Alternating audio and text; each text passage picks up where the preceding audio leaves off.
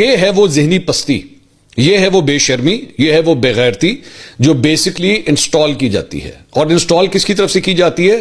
مزید لونڈے لپاڑوں کی طرف سے، یوٹیوبرز کی طرف سے. اور وہ اس کام کے اوپر لگاتے ہیں، وہ اس کام کے اوپر لگاتے ہیں کہ جناب یہ دیکھو یہ کتنا زبردست کام ہے، یہ فلاں بندہ یہ تو اتنا برا ہے، اتنا برا ہے، اس کے ساتھ آپ جو مرضی کریں.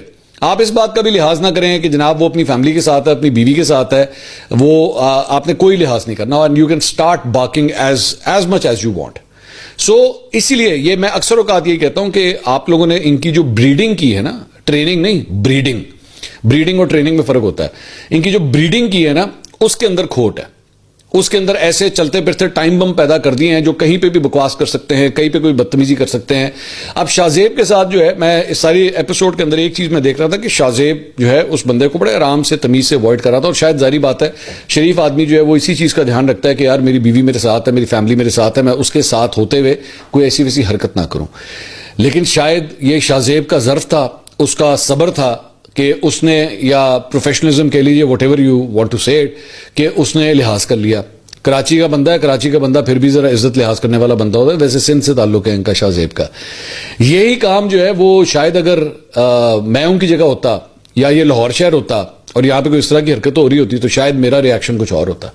وہ ایسا نہ ہوتا کہ آپ اگلے کی فیملی کے سامنے اگر اس قسم کی بکواس کریں تو پھر آپ کے خیال میں اگر کوئی اگلا جو ہے چپ بیٹھا رہے گا تو ایسا تو نہیں ہے. 4 لپڑ آپ کو بھی پڑھ سکتے ہیں، ایسا تو نہیں ہے کہ نہیں پڑھ سکتے آپ. مطلب کوئی ایسی آئٹم تو نہیں ہے کہ آپ کو ہاتھ نہیں لگایا جا سکتا. تو ہر بندہ جو ہے نا وہ شاہ زیب خان زادہ نہیں ہوتا.